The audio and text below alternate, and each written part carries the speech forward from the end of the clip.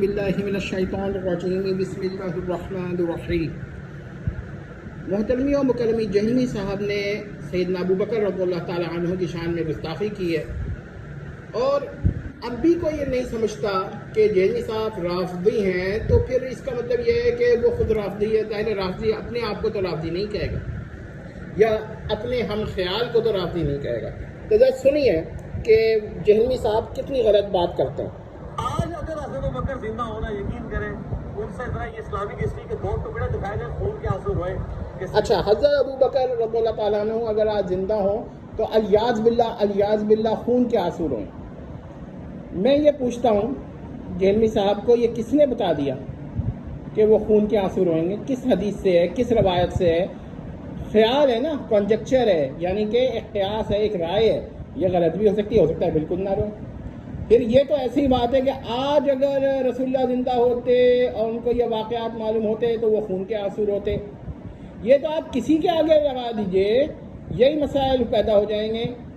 یہ تو بہت غلط بات ہے۔ کیا جہمی صاحب کو وحی ہوئی ہے؟ دوسری بات یہ ہے کہ جو کچھ واقعات ہوئے ہیں اس کے ذمہ دار حضرت ابوبکر ہیں یا نہیں ہیں؟ اگر ہیں تو یہ رافضیت کا عقیدہ ہے، اور اگر نہیں ہے تو پھر وہ کیوں ذکر کر رہے ہیں ان سے ان کی خلافت سے لنک کر کے کہ یہ جو واقعات ہوئے ہیں اس پر وہ روتے؟ آگے سنیے۔ بنی سعیدہ کے افیکٹ کہاں تک گئے؟ یہ جو ہے نا ایفیکٹس کہاں تک گئے ہیں بھائی؟ یہ اس کے ایفیکٹس نہیں گئے ہیں جہلمی صاحب، یہ آپ کا دعویٰ ہی غلط ہے۔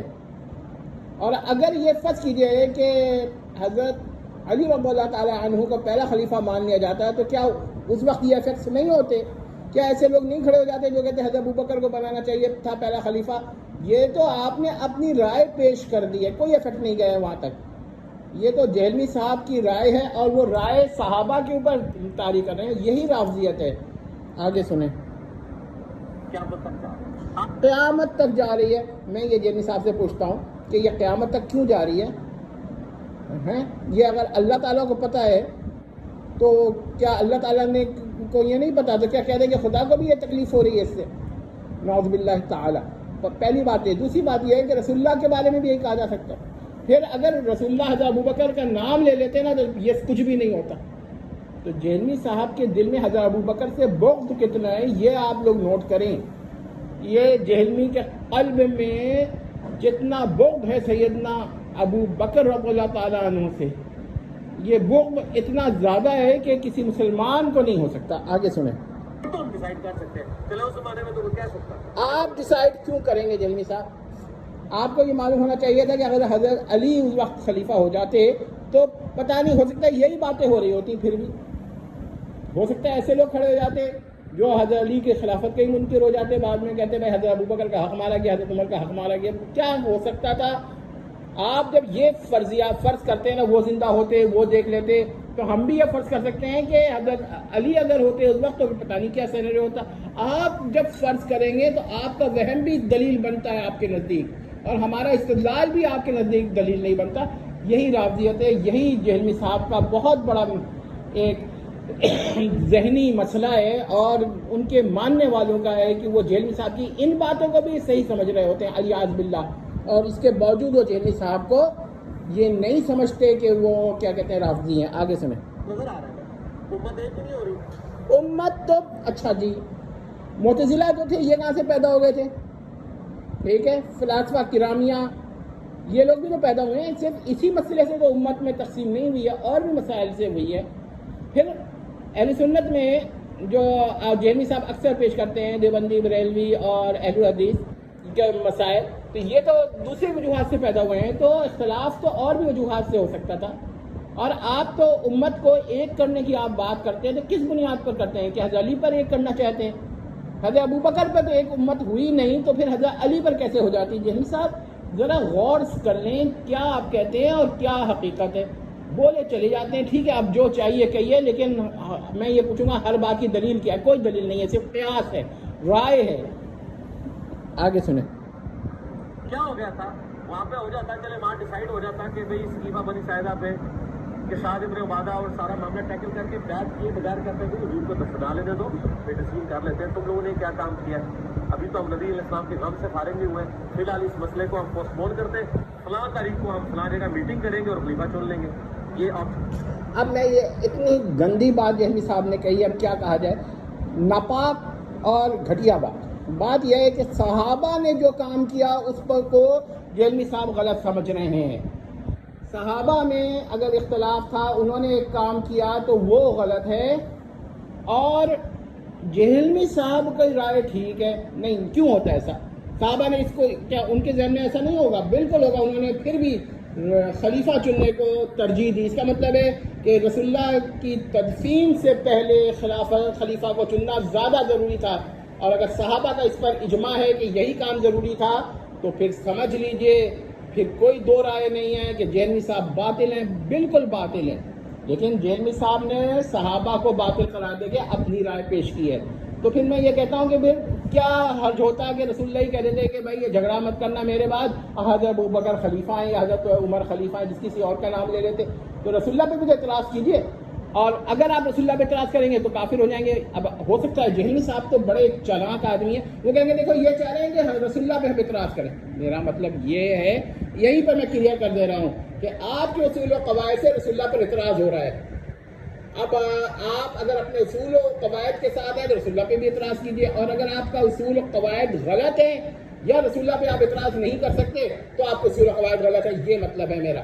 یہ میں نے ابھی اسی وقت میں نے کیا کہتے ہیں کلیئرفائی کر دیا ہے. اب بھی اگر جہلمی صاحب اس مسئلے کو اٹھائیں گے تو ظاہر ہے کہ وہ تو اٹھا سکتے ہیں کیونکہ ان کے اندر ضد بہت ہے. آگے سنیں. ہو سکتا تھا کہ نہیں نے بتایا کیوں ہونے میں تو بہت کچھ ہو سکتا تھا. یہ تو کہنے والا یہ کہہ سکتا ہے کہ اللہ تعالیٰ نے رسول اللہ کو کیوں آخری نبی بنا دیا، حضرت موسیٰ کو کیوں نہیں بنا دیا. ہونے کو تو بہت کچھ ہو سکتا تھا. آپ کہیں گے نوٹوریس ہے، اللہ کی قدرت میں تو نہیں ہے، انسان بہت کچھ کر سکتا ہے. جہلمی صاحب یہ اس طرح کے مسائل حل نہیں ہوتے. آپ کی رائے سے جو چاہے آپ کہتے رہیں، جو چاہے آپ کہتے رہیں اور لوگ مانتے رہیں. یہ کون سی قرآن و حدیث ہے؟ کس حدیث میں ہے یہ باتیں؟ صرف جہلمی صاحب کی اپنی رائے ہے، اور وہ غلط ہو صحیح ہو، لیکن جہلمی صاحب اس کو ایسے پیش کر رہے ہیں جیسے وہ غیر جانبدار تنقید نگار کمنٹیٹر ہیں اور ان کی بات میں تو کوئی غلطی ہے ہی نہیں. یہ سراسر بکواس غلط بات ہے، باطل باتیں ہیں، غلط، اور ان کی رائے ہے اوہام ہیں ان کے. نعوذ باللہ من. آگے سنیں. چند لوگوں نے مل کے چن لیا. ہاں، یہ چند لوگ کون تھے جن کو نے چن لیا؟ حضرت ابوبکر کو کنہوں نے چنا؟ حضرت عمر نے. یہ اس حضرت عمر کی اب توہین کر رہا ہے. یہ سب میں یہی جہلمی صاحب سے کہتا ہوں کہ محترم کتنا بغض ہے آپ کو صحابہ کے بارے میں. ٹھیک ہے، چند لوگوں نے. تو جب حضرت حسن کو چنا گیا تھا تو کتنے لوگ تھے؟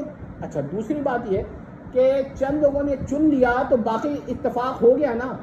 پھر یہ بات یاد رکھیے کہ آپ حضرت ابوبکر کی شخصیت بڑی تھی، وہ ایک الگ بات ہے. ان کی شخصیت بے شک سب سے بڑی تھی رسول اللہ کے بعد امت میں. اول البشر بعد الانبیاء، اول البشر بعد الانبیاء کے اوپر آپ اعتراض نہیں کر سکتے. لیکن ابھی آپ سنیں کہ حضرت عمر بھی ان لوگوں میں سے تھے. تو آپ اعتراض کر رہے ہیں نا وہ چند لوگوں میں سے تھے، تو چند لوگوں میں سے تھے تو یہی کافی تھا. وہ ان میں بھی بڑی بڑی شخصیات تھیں جنہوں نے چنا ہے. اور بعد میں وہ تو حضرت بکر کی شخصیت بہت بڑی تھی تو اس لیے اتفاق ہو. ہاں، ورنہ نہیں ہوتا. 6 آدمی. حضرت عثمان کو کتنے لوگوں نے اتفاق کیا تھا؟ کتنے لوگوں تھے ابتدا میں جن لوگوں نے کیا تھا؟ بات یہ ہے کہ دیکھیے صحابہ میں اختلاف ہوا ہے اور پھر انہوں نے فیصلے بھی کیے ہیں. آپ اپنی رائے نہیں دے سکتے کہ بھائی یہ کام ہوتا یہ نہ ہوتا، یہ آپ کو رائٹ نہیں ہے. اور اگر آپ ایک رائے دیں گے تو ہم کہیں گے کہ یہ رائے غلط تھی، صحابہ نے جو کیا وہ ٹھیک ہی کیا تھا. تو یہ جہلمی صاحب کی رافضیت ہے. یہ رافضیت پہ دلیل قطعی ہے جہلمی صاحب کے. ابھی وہ کہیں نہیں میں تو غیر جانبدار مبصر ہوں، میں نہ اثناعشری ہوں، نہ میں اسماعیلی ہوں، نہ میں زیدی ہوں، نہ میں شافعی ہوں، نہ میں حنفی ہوں، نہ میں اہل حدیث ہوں، نہ میں کیا کہتے ہیں سلفی ہوں، نہ میں اشعری ہوں. یہ کہہ سکتے ہیں جہلمی صاحب، مگر میں کہوں گا کہ بہرحال آپ جہلمی ہیں، آپ جہلمی ہیں. سمجھ رہے ہیں بات کو؟ یہ آپ کا فرقہ ہے. آگے سنیں. انصار میں سے خود بھی کوئی نہیں کھڑا ہوا، لیکن مس ہینڈلنگ آپ اس کو مانیں گے؟ کیوں مانیں گے؟ نہیں مانیں گے. یہ مس ہینڈلنگ نہیں ہے. یہ مس ہینڈلنگ آپ کہہ رہے ہیں نا، یہ آپ کی مس انفارمیشن ہے، ان کی مس ہینڈلنگ نہیں ہے. کیونکہ جو بات صحیح ہو اس کو مس ہینڈلنگ کہنا یہ غلط ہے. تو آپ کی مس ہینڈلنگ ہے کہ آپ صحیح باتوں کو غلط کہہ رہے ہیں. تھوڑا سا آپ کہہ رہے ہیں آپ مانیں گے، کیوں مانیں گے جی؟ کس دلیل سے؟ کوئی حدیث سے پیش کریں. آپ کہے گا عقل کہتی ہے. تو جیلمی صاحب آپ کی عقل یہ کہتی ہے تو ہماری بھی عقل یہ کہتی ہے کہ یہ آپ کا قول غلط ہے، آپ کا قول غلط ہے، آپ کی بات ہم نہیں مانتے. آپ کیوں اپنی بات کو کہتے ہیں کہ ہم تقلید کریں؟ نہیں کرتے آپ کی بات کو. کوئی اس میں ریشنلٹی نہیں ہے آپ کے اس کے دعوے کے اندر. کوئی، یہ تو بالکل ہی انسین دعویٰ کیا ہے آپ نے. پتہ نہیں جیلمی صاحب اپنی سینٹی اور ریشنلٹی کو کہاں رکھ کر آئے ہیں کہ جو وہ سمجھتے ہیں کہ میں نے یہ کہہ دیا وہی ریشنلٹی ہے. نعوذ باللہ تعالی. خود سیدنا ابوبکر مانے اور آج تو بڑی آسانی سے آپ اس کو کہہ سکتے ہیں. نہیں جی، آپ بڑی آسانی سے نہیں کہہ سکتے. آپ ہاں یہ ہے کہ بڑی آسانی سے آپ کفر بھی کرنا چاہیں تو آپ کر لیں. آپ کا کر ہی چکے. منی گاڈز بھی تو آپ نے بڑی آسانی سے کہہ دیا تھا. قرآن کے اوپر جب آپ نے پابندی لگانے کو کہا ہے قرآن معرہ پر، ہاں یہ نہ کہیں گے کہ قرآن معرہ پہ آپ نے پابندی لگانے کو کہا ہے، اور کتنی آسانی سے کہہ دیا. تو آپ تو آسانی سے بہت کچھ کہہ دیتے ہیں، اور اس کا تو کوئی ہم کیا کہتے ہیں سوائے اس کے جواب نہیں ہے کہ اللہ تعالیٰ دیکھ رہا ہے.